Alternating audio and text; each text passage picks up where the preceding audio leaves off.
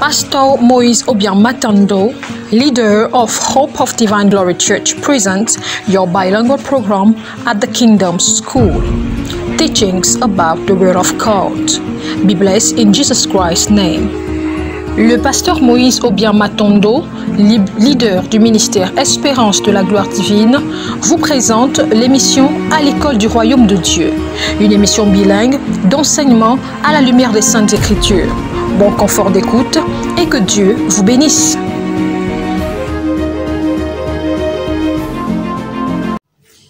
Shalom, shalom, mesdames et messieurs, chers internautes, soyez les bienvenus dans le cadre de votre émission À l'école du Royaume de Dieu. Et nous sommes très heureux de vous recevoir encore en ce jour et nous osons espérer que vous êtes nombre de ceux-là qui vont prendre des notes et voir leur vie naturellement être radicalement transformée au nom de Jésus-Christ.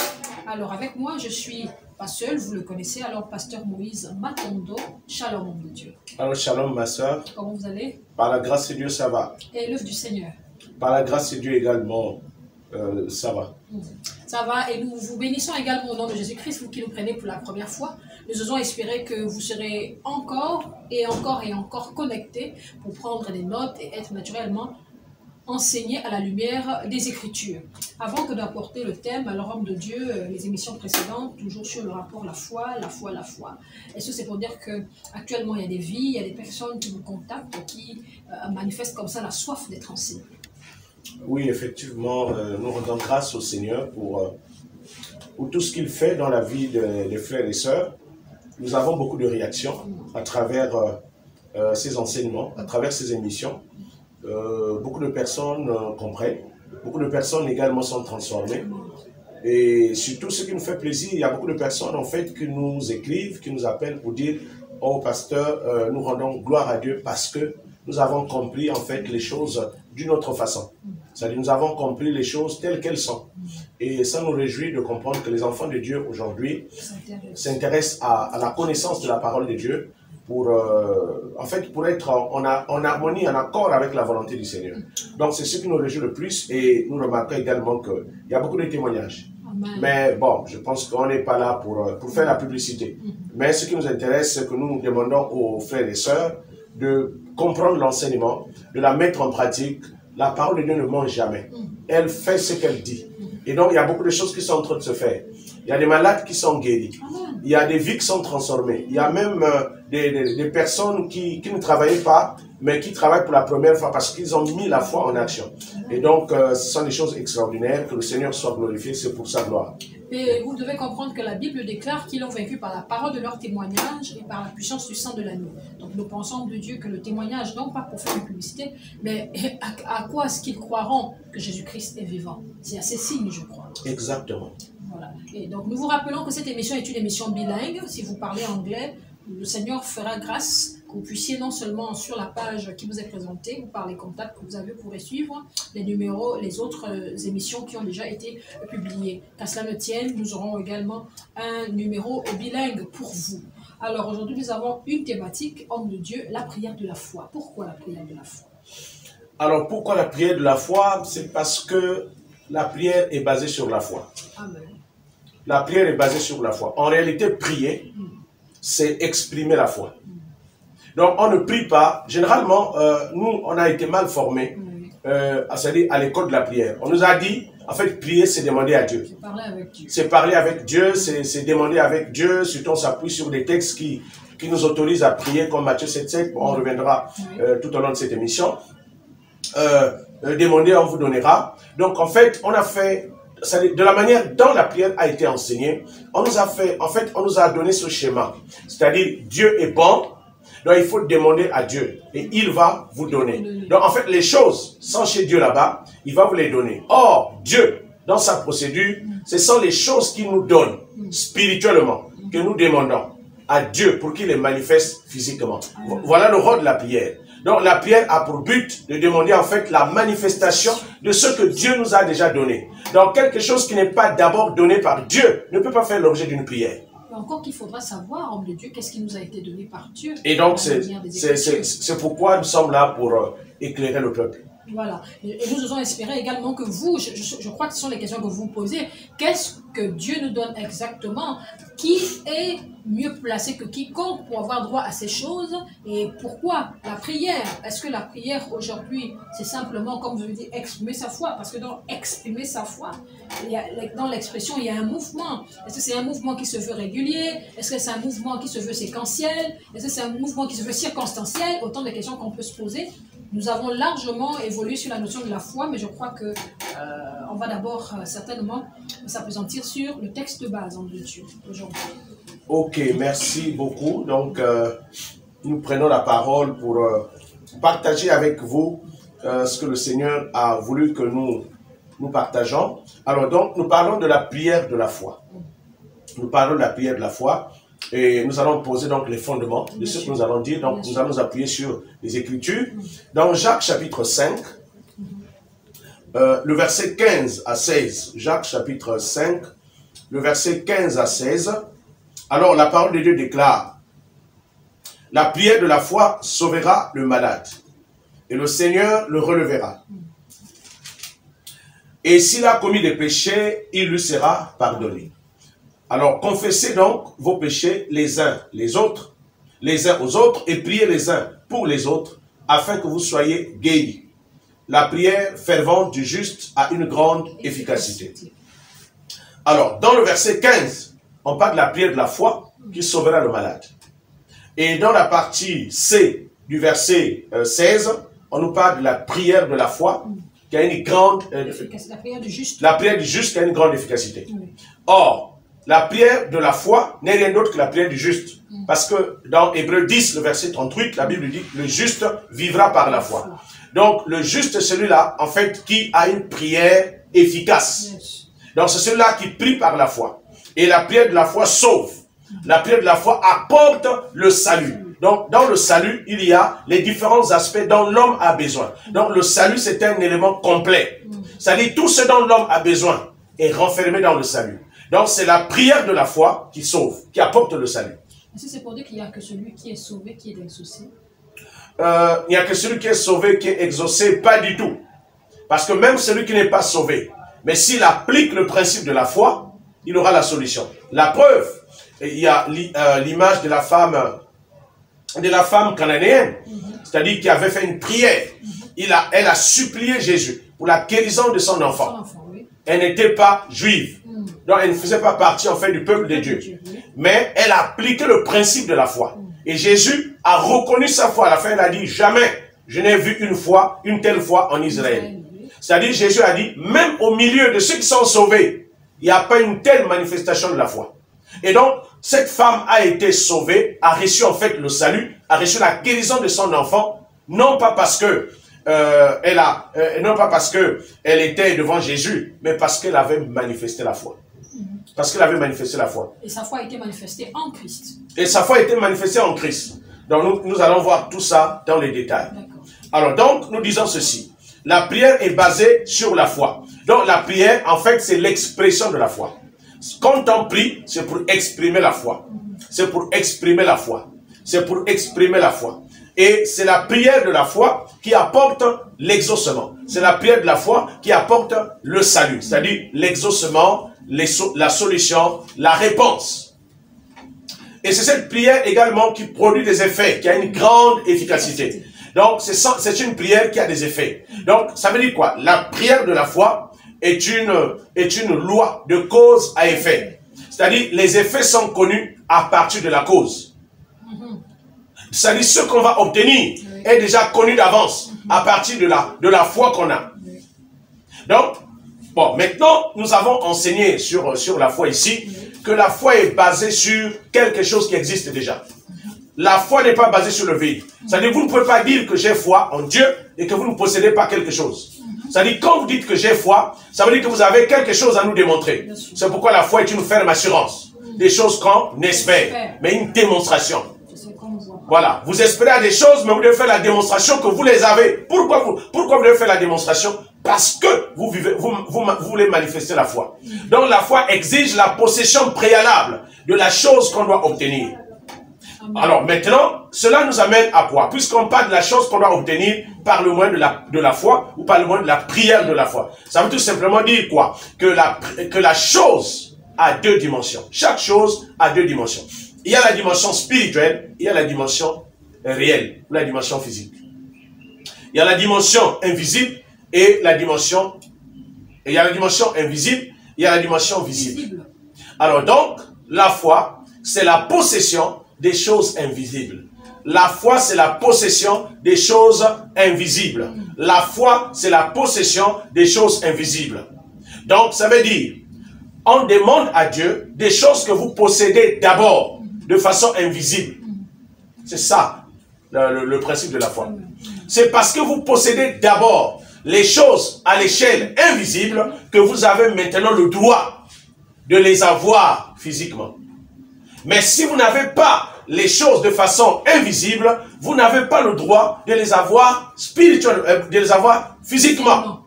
Donc en fait, quand Jésus parle avec la femme cananéenne, en fait c'est de ça qu'il s'agit. Donc Jésus en fait veut amener la femme cananéenne, en fait Jésus veut vérifier, parce que la femme cananéenne a commencé en fait dans sa formule de prière. Maître, mon enfant est malade. Maître, mon enfant est malade. Je sais que tu peux le sauver. Je sais que tu peux le sauver. Donc, cette femme a commencé à prier comme tous les chrétiens prient d'habitude. C'est-à-dire, on se dit, j'ai besoin de quelque chose, même si je ne l'ai pas. D'ailleurs, on n'est pas préoccupé par ça parce qu'on ne le sait pas au début. Donc, je demande quelque chose, en fait, que je veux obtenir. Maintenant, or, Jésus connaît le principe. Il ne peut pas violer le principe de la foi. Pour Jésus, la chose qu'il va, donc, la guérison qu'il faut donner à cet enfant doit exister en elle. Comment? Par le principe de la foi. Maintenant, cette guérison est en Jésus. Et à cette époque, personne n'avait Jésus. Mais Jésus était donné au moins comme Messie au milieu d'Israël. Alors, donc, c'est juste Israël qui avait le droit, en fait, de recevoir la guérison lorsqu'ils mettaient leur foi au Messie. Mais cette femme s'est comportée comme un juif. C'est-à-dire, même si Jésus n'était pas encore donné aux païens, mais cette femme a cru, c'est-à-dire elle a accepté que la guérison de mon enfant se trouve en cet type-là, en cet homme. Oui. Et donc elle a persévéré. Elle était convaincue que la guérison de mon enfant se trouve en cet homme. Donc c'est pourquoi, qu'est-ce que cette femme a fait? Cette femme n'a pas harcelé l'enfant, n'est pas allée parler à son enfant, mais cette femme est allée parler, elle a harcelé la personne qui avait la guérison de son enfant. Donc là où la chose, c'est-à-dire la femme a poursuivi la personne qui possédait la guérison. Et c'est pourquoi Jésus a dit jamais. J'ai vu une telle foi en Israël. Je crois qu'on va, dans tout ce que vous avez énuméré, je ressors la notion de la foi, je ressors la notion de Christ et la notion de la prière. Oui. Si je peux comprendre les trois mots, on va dire les trois grandes pensées. Nous avons la foi, nous avons Christ, nous avons également la prière. Alors commençons un peu par la personne de Christ. Est-ce que c'est pour dire aujourd'hui qu'il est fondamental de comprendre qui est Christ? Exactement. Alors, en restant dans le cadre de la prière, dans le cadre de la thématique, Christ est la cause de la prière. Amen.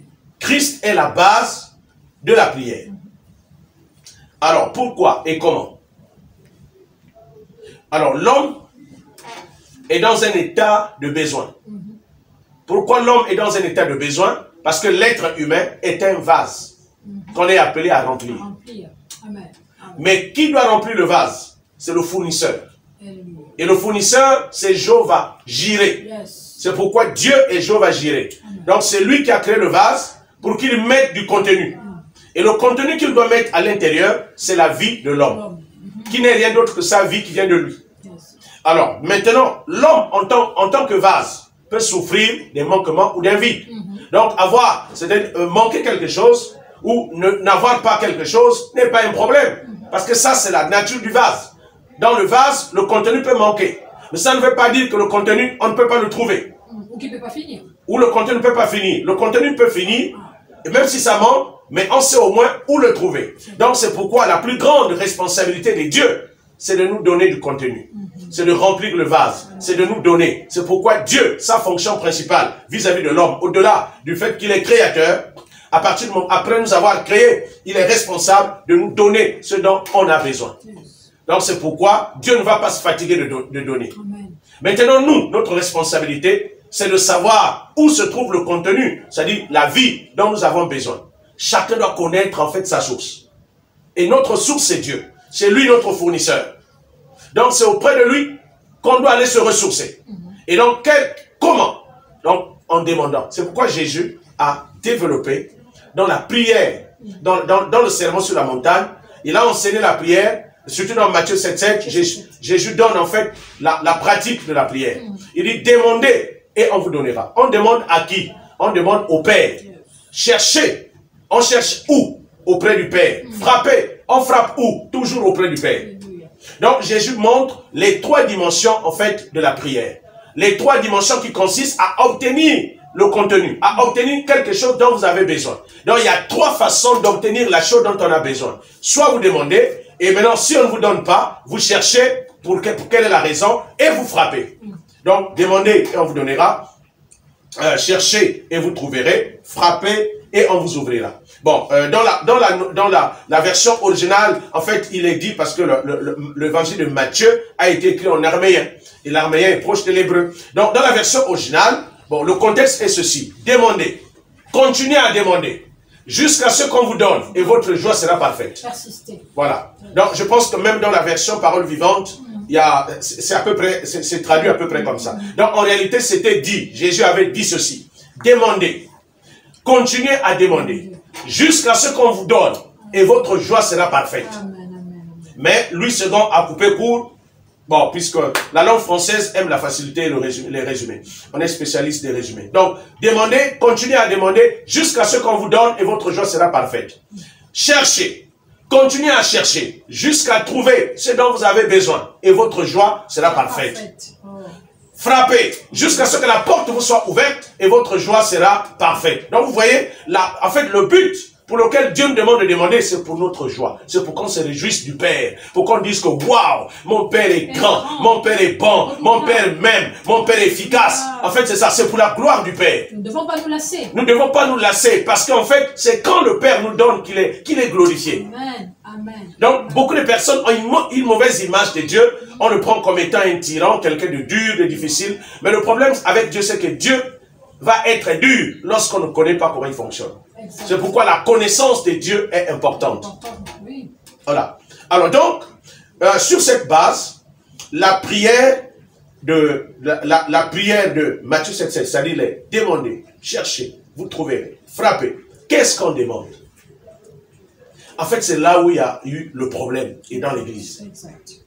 Qu'est-ce qu'on demande? Alors nous, dans notre mentalité humaine, nous demandons en fait la chose que nous n'avons pas. La chose que nous n'avons pas. C'est ce qu'on demande. C'est dont on a besoin.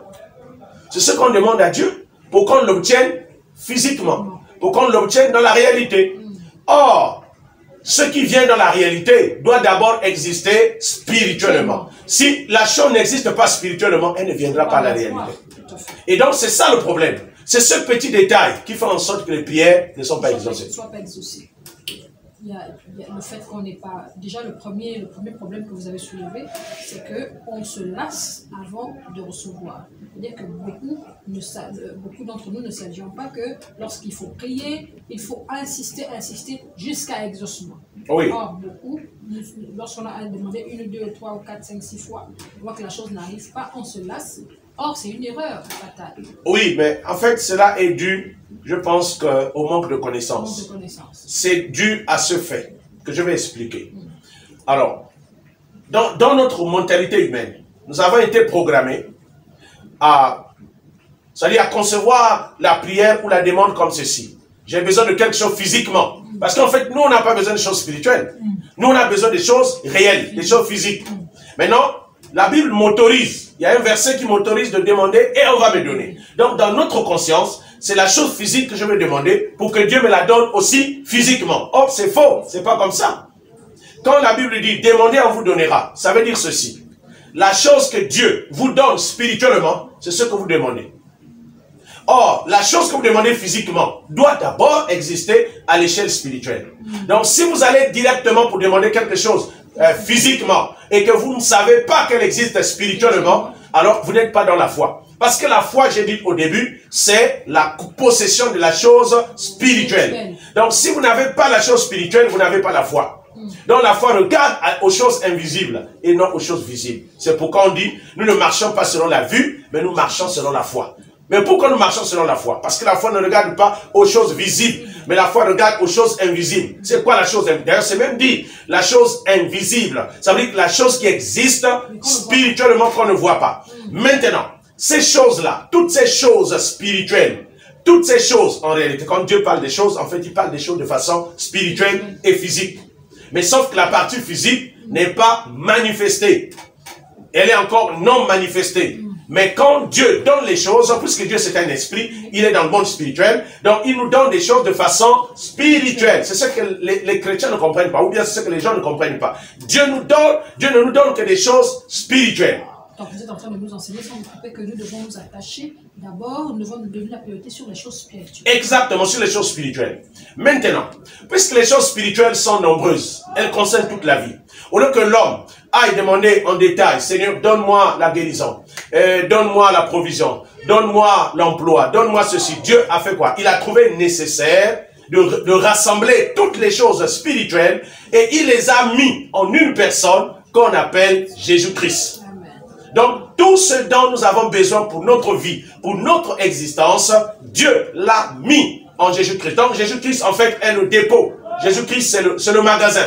C'est l'entrepôt dans lequel toutes les choses dont nous avons besoin pour notre vie, pour notre existence, maintenant, dans le futur, a été déposée en Jésus-Christ. C'est à ce titre que Colossiens chapitre 2, le verset 10, dit ceci. En lui habite... nous avons... déjà à partir du verset 9, la parole de Dieu dit, je pense qu'il est important quand même de lire exactement les thèmes qui sont utilisés. Colossiens chapitre 2, le verset 9 à 10, la parole de Dieu nous enseigne que toute la plénitude de la divinité habite corporellement. Il n'y a plus. Alors donc, car on lui habite, dans Colossiens chapitre 2, le verset 9, nous allons lire jusqu'au verset 10, car on lui habite corporellement la plénitude de la divinité. Et le verset 10 dit, vous avez tout reçu pleinement en lui, qui est le chef de toute domination et de toute autorité. Donc, nous avons reçu tout pleinement en lui. Or, il n'y a rien qui soit en dehors du tout. C'est-à-dire, quel que soit ce que vous cherchez, ça fait partie du tout. Donc, le tout, c'est le grand ensemble. Et les choses dont nous avons besoin ne sont que des éléments de l'ensemble du tout. Donc, nous avons tout reçu pleinement. Maintenant, quel que soit ce que vous avez besoin pour votre vie, cela existe dans le tout. Et ce tout est dans le Christ. C'est pourquoi Jésus-Christ est le paquet. Jésus-Christ est le paquet. Maintenant, qu'est-ce que Dieu fait? Ou qu'est-ce que Dieu a fait? Il a pris Jésus-Christ, il nous a donné. Amen. Or, pour Dieu, quand il nous a donné Jésus-Christ, il nous a donné également toutes choses. Amen. Amen. Maintenant, les gens ne le savent pas, même les chrétiens ne savent pas que nous avons reçu toutes choses. Donc, en recevant Jésus, nous avons reçu tout pleinement. Mais de quelle manière? De manière spirituelle et non de façon physique. C'est ce que les gens ne comprennent pas. Donc, il faut bien faire ces différences. Nous avons tout reçu pleinement en Christ de façon spirituelle et non encore de façon physique. Mais pour Dieu, recevoir les choses spirituelles consiste à recevoir en même temps les choses physiques. Parce que les choses physiques ne sont rien d'autre que la manifestation. Or, la manifestation, pour Dieu, c'est ce qu'il y a de plus facile. Mais c'est aussi peut-être, c'est pas peut-être, je crois, Dieu, c'est aussi pour dire que Dieu, c'est qu'il est esprit. Donc, s'il veut que nous, notre priorité soit sur les choses spirituelles, c'est parce que nous devons apprendre à chercher d'abord le donateur et non le don. Effectivement. C'est pourquoi Jésus dit, cherchez premièrement le royaume des cieux et sa justice et tout le reste vous sera donné. Donc, Jésus, en fait, parle des deux dimensions. C'est-à-dire, les hommes ont besoin des choses. Mais Jésus voulait dire que les choses que vous voyez sont d'abord spirituelles. Et ces choses-là sont dans le royaume. Maintenant, pour avoir ces choses, c'est à travers moi. Mais comme Jésus était humble, il ne pouvait pas dire là où il était, qu'en fait, il faut d'abord me chercher et après vous aurez les choses. Les Juifs allaient le lapider. Donc Jésus a utilisé une autre forme, une forme rabbinique, une forme de sagesse pour dire, cherchez premièrement le royaume des cieux et sa justice. Or, nous sommes citoyens du royaume à travers Jésus. Ça veut dire qu'il faut que vous ayez la citoyenneté du royaume. Parce que les choses de Dieu n'appartiennent qu'aux citoyens. Donc, soyez d'abord citoyens du royaume afin que vous soyez justifiés. Amen. Et que vous soyez justes. Dans ces conditions, en fait, il n'y a rien qui peut vous être refusé. Mais encore qu'aujourd'hui, comme à la Samaritaine, dans le livre de Jean 4, ici, aujourd'hui, par votre voix, le Seigneur nous dit que c'est lui le Messie et c'est lui le tout. Parce qu'à la Samaritaine aussi, il y a des cas exceptionnels où, en leur temps, il s'est permis de lui dire, mais c'est moi le Messie. Pendant que d'autres attendent, comme aujourd'hui, peut-être certainement plusieurs sont en train d'attendre une solution d'ailleurs, de l'Occident, de l'Est, ainsi de suite. Nous, aujourd'hui, Christ nous dit par ses serviteurs, comme vous êtes là pour dire, c'est moi qui suis le tout et c'est moi qui suis la solution que vous attendez. Exactement, c'est-à-dire Christ est la solution de l'humanité. C'est pourquoi il est le sauveur de l'humanité. Donc, la solution ne vient pas des noms. Déjà, Actes chapitre 4, le verset 12 dit, il n'y a de salut en aucun autre nom, sur la terre, sous le soleil. Il n'y a aucun autre nom qui a été donné parmi les hommes, par lequel nous devions être sauvés. Donc c'est le seul nom. Mais le nom détermine en fait la personne. Il y a un rapport entre la personne et le nom. Parce que le nom détermine l'identité de la personne. Or, la personne est égale à la vie. Parce que à chaque personne correspond une vie. Donc le nom d'une personne détermine la personne. Et cette personne est égale à sa propre vie. Donc en nous donnant la personne de Jésus, Dieu nous a donné la vie de Jésus. Alors je voudrais apporter une précision en passant. Puisqu'on parle également des hommes, parce que nous avons tendance à compter sur l'Occident, à compter sur les grandes puissances. La solution va venir de l'Europe, la solution ne viendra de personne en dehors de Dieu seul, mais qui s'est révélé à travers Jésus-Christ. Donc c'est pourquoi Dieu, dans sa sagesse, écoutez, Dieu n'est pas bête. Dieu, c'est le sage. C'est-à-dire, c'est l'omniscient. C'est l'incarnation de l'intelligence, de la sagesse absolue. Donc, si Dieu nous a donné toutes choses à travers son Fils, et qu'un homme qui ne comprend pas vienne à le contredire, c'est qu'il y a un problème. Il y a un problème. Nous devons chercher à comprendre comment Dieu a fait les choses, parce que c'est lui l'auteur de la vie. Amen. Bon, et puis, aujourd'hui, par exemple, les Africains, à cause du fait que nous sommes en train, par exemple, de souffrir, on est toujours dans le sous-développement, on est assiégé par les grandes puissances. Alors beaucoup se disent que non, ce sont les églises qui sont à l'origine en fait de cette souffrance, parce qu'en fait on nous a amené la culture des Blancs, on a amené Jésus, on a amené la Bible. En fait ces gens-là, vraiment frères et sœurs, ne soyez pas dans l'ignorance. Dieu ne nous a pas donné l'Occident, Dieu n'a pas donné les Blancs. Dieu nous a donné la vie. Et cette vie s'est personnifiée à travers la personne de Jésus-Christ. Donc, la vie n'a pas de couleur. La vie n'a pas de race.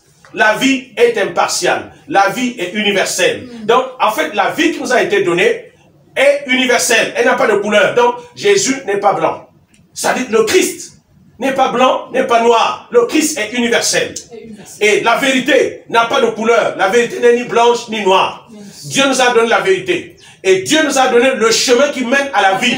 Le chemin n'a pas de couleur, le chemin n'a pas de race. Le chemin n'est ni occidental, ni africain, ni qui que ce soit. Donc, si nous voulons maintenant nous focaliser sur la base de ces principes divins, on s'en fiche des Africains, on s'en fiche des Blancs, on s'en fiche des Noirs, on s'en fiche des Jaunes. Ce qui est important pour tous les hommes, c'est d'être connecté à Christ et de vivre la vie que Dieu nous a donnée. Donc, ne trouvons pas des échappatoires. Les Africains, tout est possible, tout est là. Le Christ est là, la vie est là. Mais le problème, nous on n'est pas connectés à la vie. Or, ce que les Occidentaux ne nous disent pas, le développement que vous voyez en Occident est basé sur la culture chrétienne. C'est à partir du moment où il y a eu la réforme de l'Église, à partir de Luther, que même les savants ont commencé en fait à s'appuyer sur ce livre qu'on appelle la Bible, qui a été réécrite par Luther, après avoir découvert l'imprimerie. Alors donc, aujourd'hui, la culture occidentale est basée. Est-ce que vous savez, par exemple, que déjà, la plupart des grands progrès qui existent en Europe, à la base, sont faits par les chrétiens.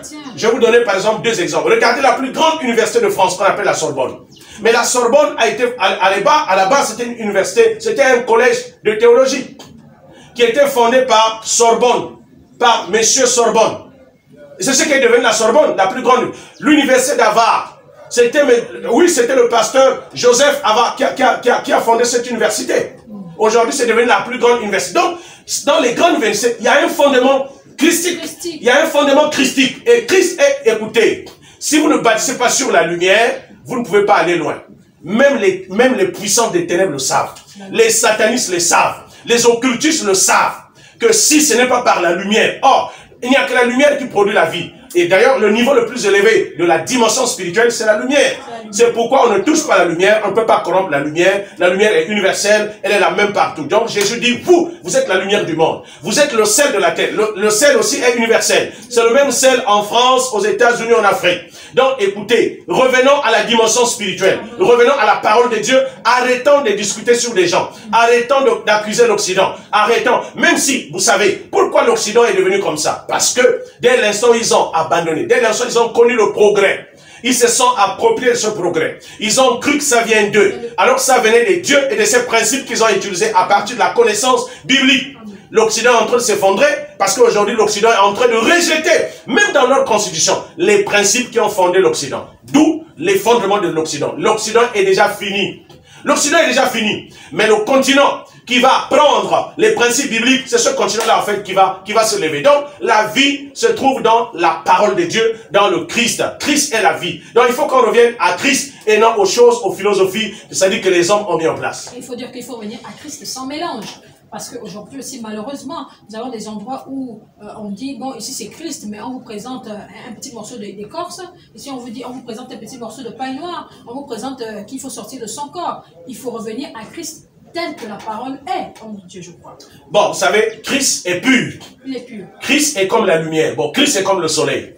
Le soleil, quand il sort, le soleil n'est mélangé à personne, à quoi que ce soit et à qui que ce soit. Il est tel qu'il est.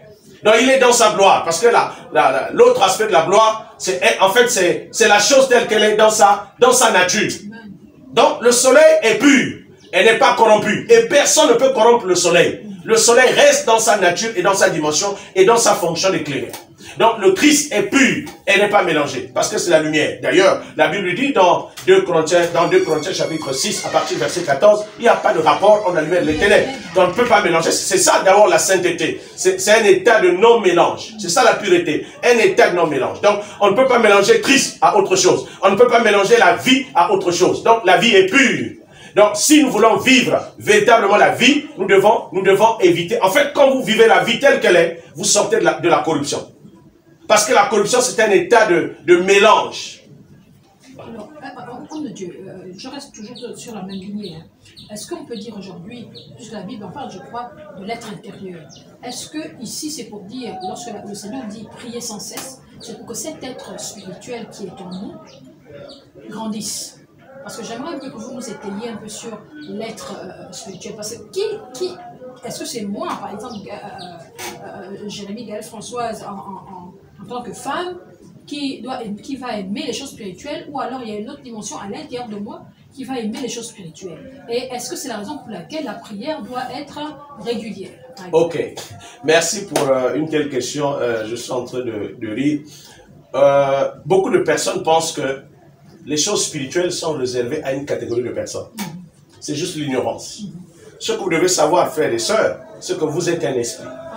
Et le corps, c'est votre maison. C'est-à-dire, l'être humain est un esprit qui habite dans un corps. Et le corps, c'est la maison. Et la maison, c'est ce que vous abandonnez et que vous retrouvez. Et c'est vous qui êtes le propriétaire de la maison. Donc, le propriétaire de la maison habite à l'intérieur de la maison. Donc, le corps, ce n'est pas l'homme. Le corps, c'est la maison de l'homme qui nous permet d'habiter sur la terre. C'est pourquoi quand la Bible dit, la parole s'est faite chair, les gens pensent quoi? La parole, ça veut dire que le Christ a pris une forme corporelle. Donc ça veut dire que le Christ a habité en Jésus. C'est ça que ça veut dire. Jésus, c'est le corps, c'est la partie physique, c'est la partie matérielle, c'est la partie humaine. Mais Jésus n'est pas la partie humaine. C'est pourquoi un jour il a posé la question à ses disciples, dites-vous que je suis? Or, celui qui a posé la question, c'était le Christ. Il voulait savoir si ses disciples le savaient. Et Pierre a donné la bonne réponse. Amen. Tu es le Christ. Donc, Pierre n'a pas regardé à l'aspect physique, mais il a regardé à l'aspect spirituel. Donc, en fait, c'est la base de cette compréhension. Donc, nous sommes un esprit. Chaque personne humaine est un esprit qui habite dans un corps. Donc, l'homme, c'est pas le corps, c'est l'esprit. Donc, en réalité, qui doit prier? C'est l'esprit qui doit prier. C'est l'esprit qui doit recevoir les choses de Dieu. Donc quand Dieu donne ces choses, il ne les donne pas au corps.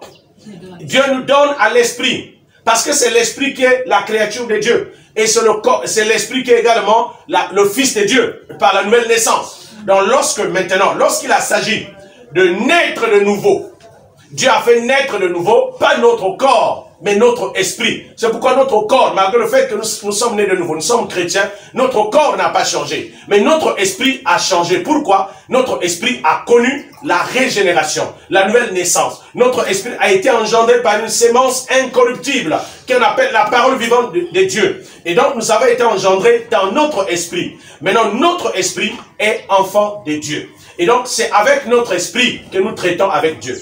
Maintenant, comment Dieu traite notre vie physique? À partir de notre esprit. Parce que notre corps physique, notre vie extérieure appartient à notre esprit. Donc quand Dieu donne les choses à l'homme, même les choses physiques, il les donne à notre esprit. Maintenant l'esprit est à l'intérieur. Donc c'est pourquoi quand Dieu a donné toutes choses à l'homme, il a donné le Christ, il a donné toutes choses sous forme du Christ. Mais le Christ, nous ne le recevons pas sur notre corps. On reçoit le Christ dans notre esprit. Parce que c'est notre esprit qui doit recevoir toutes choses à travers le Christ. Donc en recevant le Christ, nous recevons toutes choses. C'est pourquoi la prière ne doit pas commencer dans le corps. La prière doit commencer dans l'esprit. Donc il faut d'abord réaliser. C'est ça la foi. Mais la foi, c'est pas en fait un exercice de méditation transcendantale où quelqu'un se concentre pour sortir de son corps. Non. C'est une connaissance que vous avez de qui vous êtes. Vous savez que vous êtes un esprit et vous n'êtes pas au dehors, vous êtes à l'intérieur. Donc vous regardez à l'intérieur, là où Christ est, et puis vous parlez. Vous parlez des choses que vous avez vues à l'intérieur de vous, à travers le Christ, et vous les exprimez. C'est ça la prière. C'est pourquoi on dit la foi ne regarde pas au dehors, mais la foi regarde à l'intérieur.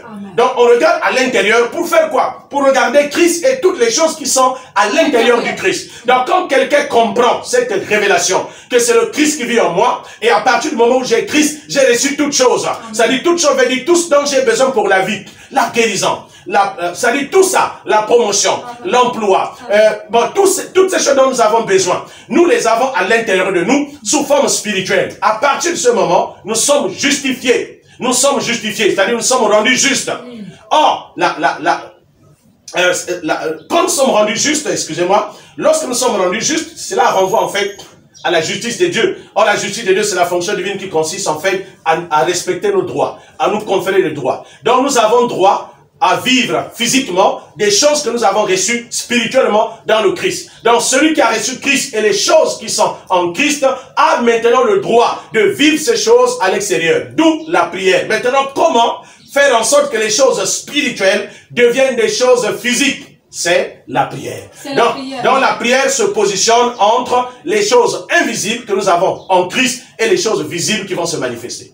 D'où prier sans cesse. Prier sans cesse. C'est-à-dire continuer à manifester sans cesse la multitude, la pléiade des choses que Dieu a déposées dans le Christ pour que Dieu soit glorifié. Et c'est à travers la manifestation des choses que nous avons sur le plan physique que le monde va voir que Dieu est avec nous. C'est la raison pour laquelle, d'un instant à un autre, si vous le prenez pour la première fois, nous sommes dans le cadre de votre émission à l'école du royaume et nous continuons sur notre thématique, la prière de la foi. Je crois que nous allons passer à une autre étape dans un instant, cette étape qui nous permet de schématiser, pourquoi pas, pour que les uns et les autres aient une fluidité dans la compréhension de ce qui est expliqué. Mais nous retenons déjà que tout ce dont vous avez besoin est d'abord spirituel. Il faut aimer la prière, mais mieux encore, il faut avoir Christ dans sa vie. Nous vous revenons dans un instant pour cette partie schématique. Voilà, comme nous l'annoncions, donc cette fois-ci, nous sommes dans cette partie schématisée pour que vous puissiez avoir plus ample information par rapport à la thématique de ce jour. Alors, homme de Dieu, peut-être une explication plus ou moins fluide et simple pour comprendre le schéma. Ok, merci. Donc nous allons revenir et montrer de façon schématique ce que nous avons expliqué dans la première partie. Alors, nous avons dit que la prière est basée sur la foi. Et la foi, de façon beaucoup plus simple et beaucoup plus pratique, c'est la possession antérieure dans notre esprit des choses spirituelles dont nous avons besoin sur le plan physique. En d'autres termes, la foi, c'est posséder d'abord les choses spirituellement avant de les avoir physiquement. Donc, la foi est basée sur la possession des choses. Quand quelqu'un ne possède rien, ne dites pas qu'il a la foi. La foi possède quelque chose, pas demain, mais maintenant. Et donc, la foi correspond également à un temps. Le temps de la foi, c'est le présent. Alors maintenant, toutes ces choses nous ont été données à travers Jésus-Christ. Donc, Dieu a pris toutes choses de façon spirituelle. Il les a mises dans le Christ. Et il nous a donné le Christ pour nous donner toutes choses. D'ailleurs, dans le livre de Romains. Romains chapitre 28, à partir du verset 33. Romains chapitre 28. Oh, Romains chapitre 8, pardon. À partir du verset 33. La Bible dit ceci. Je commence même à partir du verset 31. Que dirons-nous donc à l'égard de ces choses? Si Dieu est pour nous, qui sera contre nous? Alors le verset 32 dit, lui qui n'a point épargné son fils, mais qui l'a livré pour nous tous, comment ne nous donnera-t-il pas aussi toutes choses par lui? C'est déjà clair. C'est clair. Si Dieu nous a donné son fils, son seul fils, comment ne nous donnera-t-il pas toutes choses par lui? Amen. Donc ça veut dire, toutes choses nous a été données par lui. Donc celui qui a reçu Christ a reçu toutes choses. C'est pourquoi, que ce soit la délivrance, on ne reçoit pas la délivrance par la prière. Non. Il faut d'abord la recevoir de façon spirituelle. Parce que si on dit que c'est par la foi, ça veut dire que dès l'instant on dit que c'est par la foi, ça veut dire que la chose ne doit pas commencer physiquement, elle doit commencer spirituellement. Et les choses spirituelles commencent dans le Christ. Amen. Et donc Christ est la base de toutes choses. Celui qui n'a pas Christ n'a pas la vie. C'est ce que la Bible dit dans 1 Jean 5, le verset 12. Celui qui a le Fils de Dieu a la vie et toutes choses. Et celui qui a le Christ a la vie. Or, nous avons dit dans les enseignements précédents que la vie, c'est égal l'existence plus les choses qui accompagnent l'existence. Donc, ça veut dire que quand quelqu'un reçoit le Christ, en fait, cette personne a reçu l'existence éternelle de Christ et toutes choses qui vont te permettre de vivre éternellement. C'est-à-dire tout ce qui est développement, élévation, promotion, emploi, don, talent, intelligence, sagesse, tout ça, ça se trouve dans le Christ. C'est pourquoi Christ est le mystère caché de tous les temps. C'est le trésor dans lequel Dieu a déposé toutes choses qui concernent notre existence. Maintenant, le problème, c'est que les gens qui ont Christ ne sont pas au courant que la délivrance qu'ils cherchent partout, ils les ont de façon spirituelle. Donc, pendant qu'ils sont en train de courir chez un prophète, chez un délivreur, je ne sais pas comment, ils sont en train de courir avec leur délivrance. Et c'est la raison pour laquelle beaucoup de personnes sont dupées. Parce que quand vous manquez de connaissances, vous serez dupés. C'est la raison pour laquelle nous avons l'obligation de dire aux gens que tout ce que vous cherchez se trouve dans le Christ. Donc si vous recevez Christ, vous avez reçu alors toutes choses. Mais non, toutes choses, nous l'avons reçu sous quelle forme? Nous l'avons reçu pas de façon physique, mais de façon spirituelle. Mais nous sommes sur la terre, donc on vit de façon physique. Donc on a besoin des choses physiquement. C'est la raison pour laquelle nous passons à la prière. D'abord, ce n'est pas nous qui avons institué la prière. Dieu lui-même, qui a donné les choses, qui donne les choses spirituellement en Christ, a mis en place la prière. La prière a pour but de manifester, c'est-à-dire d'amener ces choses spirituelles qui sont dans le Christ à la forme physique. Donc il y a une matérialisation. C'est la raison pour laquelle, quand on prie, on fait quoi? On parle. Parler et on agit. Et la première partie de la foi, c'est croire. Or, croire, c'est posséder. Croire, c'est posséder spirituellement. Quand vous croyez, c'est parce que vous avez reçu quelque chose. Quelqu'un qui n'a rien reçu ne peut pas dire qu'il croit. Il ne peut rien demander d'ailleurs. Et il ne peut rien demander. Parce que la prière est basée sur ce que vous croyez. C'est pourquoi Jésus a dit aux deux sœurs de Lazare, à Marie et à Marthe, si tu crois, tu verras. Ça veut dire que si vous avez reçu, si vous avez accepté la résurrection de votre frère, si vous possédez déjà la résurrection de votre frère Lazare, vous allez le voir. Donc en fait, le but de Jésus, c'était de s'aimer d'abord la résurrection.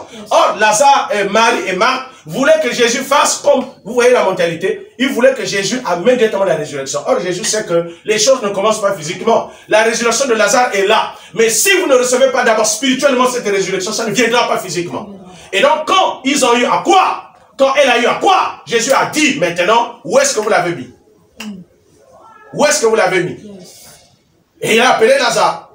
Et là, Jésus a appelé Lazare pour que Lazare ressuscite. En réalité, quand Jésus a appelé Lazare, Lazare était déjà ressuscité. Mais où était la résurrection de Lazare? Dans l'esprit de sa sœur. Donc, c'est cette résurrection qui existait déjà dans l'esprit que Jésus a appelé. En d'autres termes, quand quelque chose n'existe pas spirituellement, on ne peut pas l'appeler physiquement. Parce qu'on appelle que ce qui existe spirituellement. D'où la manifestation. La manifestation. C'est ce qu'en philosophie on appelle le phénomène. C'est-à-dire c'est un phénomène. Quelque chose qui vient à l'apparition. Quelque chose qui vient à l'existence. Quelque chose qui vient à la manifestation. Or, ne se manifeste que ce qui existe de façon invisible. Donc ce sont les choses invisibles qui doivent se manifester, qui doivent venir à l'existence. Donc chacun de nous, en tant qu'enfant de Dieu, en tant que chrétien, tous ceux qui ont Christ sont en fait des dépositaires de grâce. Ce sont des dépositaires de la gloire de Dieu. Ce sont des dépositaires des choses de Dieu. Ce sont des dépositaires de délivrance. Ce sont des dépositaires de salut. Mais malheureusement, ils ne le savent pas. C'est pourquoi Dieu dit, mon peuple périt, faute de connaissance. Maintenant, le problème, c'est quoi? C'est que, comme nous sommes sur la terre, on a besoin d'avoir ces choses-là. Si vous n'avez pas ces choses de façon physique, cela démontre que vous n'avez rien, vous allez souffrir. C'est la raison pour laquelle vous pouvez être rempli spirituellement, mais vous avez besoin également des choses matérielles. Donc Dieu c'est un Dieu d'équilibre. Dieu c'est un Dieu d'équilibre. Jésus avait tout pleinement, il était sur la terre, il était le Christ incarné. Mais il avait toujours besoin d'argent. Mais l'argent était en lui. Quand il a dit à Pierre, bon, le premier poisson que tu vas voir, ben en réalité, l'argent qui était dans la bouche du poisson était où? Était en lui. En lui. Amen. Était en lui. Parce que c'est lui qui a dit à Pierre d'agir. Donc, Jésus, tout ce qu'il demandait de faire était en lui. La guérison des gens était en lui. Et il le manifestait par la prière, par des actes de foi. C'est pourquoi Jésus donnait des ordres. Lève-toi, marche. En fait, on a comme l'impression que la personne qui va se lever va le recevoir. Mais ce que la personne, le relèvement de la personne venait d'où? Venait de Christ. C'est pourquoi quand il est arrivé devant l'ancien qui a vieilli, qui a grandi à la piscine, oui, moi je l'appelle l'ancien parce qu'il avait fait 38 ans au bord de la piscine. Alors, il était là avant que Jésus ne soit né. Alors donc Jésus arrive, il dit lève-toi et marche. Prends ton lit et marche. Lève-toi. Mais la guérison, le relèvement de cet homme était où? Était en lui. Donc c'est pourquoi Jésus était en train de manifester l'amour. Vous savez, l'amour en fait consiste à donner ce que vous avez. C'est-à-dire Jésus regardait les gens. Ils n'avaient rien en eux. Mais ils avaient besoin de choses de façon physique. Maintenant, Jésus savait que, en fait, les choses physiques dont ils ont besoin, ils doivent les avoir spirituellement. Mais comme ils n'ont pas le Fils de Dieu, et le Fils de Dieu était là. Donc, c'est pourquoi Jésus s'est donné à ces gens-là. Jésus s'est livré à ces gens-là. Donc, la guérison dont les gens avaient besoin physiquement, il fallait d'abord l'avoir spirituellement. Mais c'était en Christ. Et le Christ n'était pas dans la vie de ces gens. Maintenant, comme le véritable Christ était là, c'est pourquoi Jésus s'est donné. Donc, en fait, c'est ce qui était en lui que Jésus donnait. C'est ce qui a amené, en fait, c'est dans ce sens qu'il faut comprendre, par exemple, la guérison de la femme qui avait la perte de sang. La femme qui avait la perte de sang avait entendu parler de Jésus. Elle avait su que Jésus est en train de guérir. Et donc, elle a dit, quand cet homme va venir, je vais le voir. Mais cette femme avait compris que la guérison dont elle cherche est en lui. Alors, il fallait poser maintenant un acte de foi. Elle a faufilé, elle a touché Jésus. Parce qu'en vérité, dans son esprit, elle avait déjà matérialisé la guérison. Donc, elle avait déjà la guérison. Mais elle savait que cette guérison est dans le Christ. Maintenant, pour que cette guérison se matérialise, il faut qu'il y ait au moins un contact. Bien sûr. Il faut qu'il y ait au moins une liaison. Oui. Parce que le contact crée la transaction. C'est là où il y a contact qu'il y a transaction. C'est-à-dire, quand je te mets en contact avec quelqu'un, alors ce qui est en la personne vient chez toi. Donc cette femme a dit, si je puis seulement le toucher. Mais en réalité, même la version originale, le mot qui a été utilisé dans le grec dit, si je puis seulement être en communion avec cet homme. Donc si je puis être en communion avec cet homme, c'est-à-dire si je puis communiquer avec cet homme, parce que lui, il va prendre, puisque en communiquant, il y aura transaction. Il y aura échange. Il va prendre ma maladie et lui, il va me donner sa guérison. Et c'est ce qui s'est passé. Et Jésus va le témoigner en disant, une force, quelque chose est sorti de moi.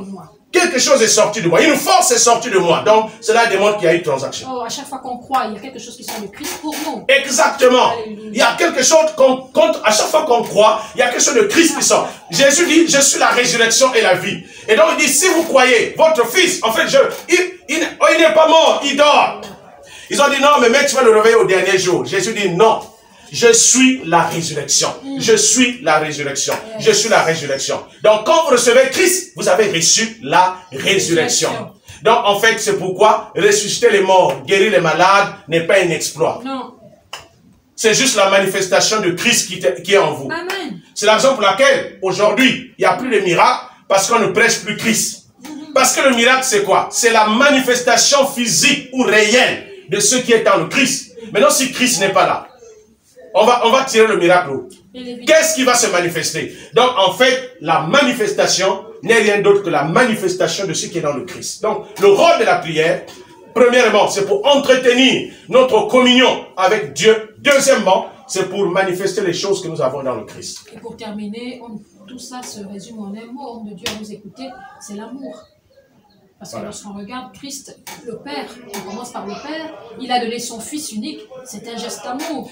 Jésus-Christ allait à relever, à prier, à faire ceci. C'était toujours l'amour qui était comme l'espèce de stimulus et de carburant. C'est pourquoi, qu'est-ce qui motive la prière? C'est l'amour. C'est l'amour. L'amour, c'est le principe motivateur. C'est ce qui vous motive. Et la foi, c'est ce qui active la manifestation. Donc la foi, c'est le principe activateur. Maintenant, il faut qu'il y ait, pour qu'il y ait l'équilibre, il manque un troisième élément. Il faut qu'il y ait l'espérance. L'espérance, c'est la stabilité. C'est ce qui vous stabilise. C'est le principe stabilisateur. Donc, et la Bible dit, trois choses demeurent. 1 Corinthiens 13, verset 13. L'amour, la foi et l'espérance. Les trois demeurent. C'est-à-dire, même si vous avez tout perdu, mais quand on arrive chez vous, il faut qu'on trouve au moins l'amour, la foi et l'espérance. Même si vous avez tout perdu, ces trois choses vont vous restaurer. Alléluia. Donc, vous ne devez pas manquer ces choses-là et c'est très important. Vous ne devez pas manquer ces choses et c'est très important. Et on ose espérer qu'il y aura une partie 2, Pasteur Moïse. Parce que ça, c'est très intéressant. Mais nous ne pourrons pas partir sans que naturellement l'homme de Dieu puisse élever la voix sur vous. Je crois que vous avez compris la nécessité d'avoir Christ en nous. Parce qu'en vérité, toute cette thématique se résume à la personne de Christ. Toutes les thématiques qui sont abordées ici se résument à la personne de Christ. Je vais remettre le soin à l'homme de Dieu de dire quelque chose pour vous. Ok, donc nous sommes arrivés à la fin de ce numéro, de cette émission. Nous bénissons le Seigneur. Nous allons tout simplement prier pour que le Seigneur donne à chacun de nous l'esprit de compréhension. Parce que si vous comprenez, vous-même, vous passerez à l'action. Si vous avez compris ceci, vous pouvez vous exercer dans la prière. Vous pouvez faire votre expérience. Seigneur Dieu Tout-Puissant, nous te bénissons parce que tu es fidèle. Nous te rendons Père des actions de grâce parce que tu nous aimes tant. Et tu nous as fait don de ton Fils Jésus-Christ, par qui tu nous as donné toutes choses. Seigneur, je prie que les yeux de ton peuple s'ouvrent maintenant. Que les écailles de nos yeux tombent maintenant. Afin que nous puissions comprendre que c'est à travers le Christ que nous avons tout reçu pleinement.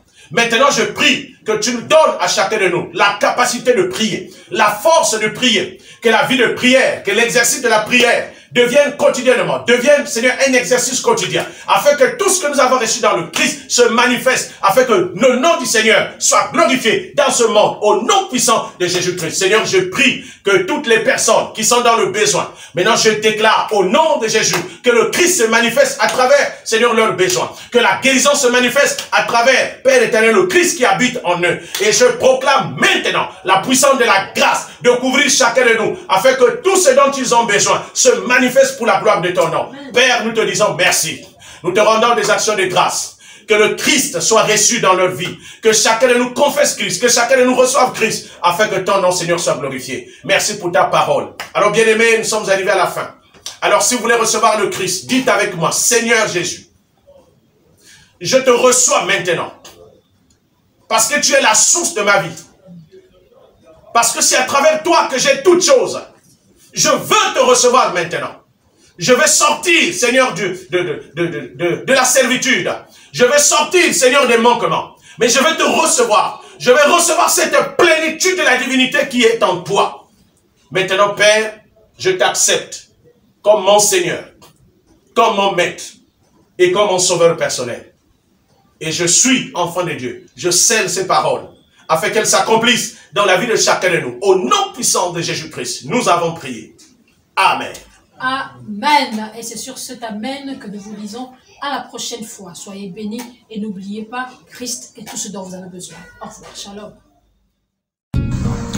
Pastor Moïse Obiang-Matondo, leader of Hope of Divine Glory Church, has presented to you your bilingual program at the Kingdom's School, teachings about the Word of God. Thanks, and at the next meeting, in the name of Jesus Christ. Le pasteur Moïse Obiang-Matondo, leader du ministère Espérance de la Gloire Divine, vous a présenté l'émission À l'école du Royaume de Dieu, une émission bilingue d'enseignement à la lumière des Saintes Écritures. Merci d'avoir été des nôtres et que Dieu vous bénisse.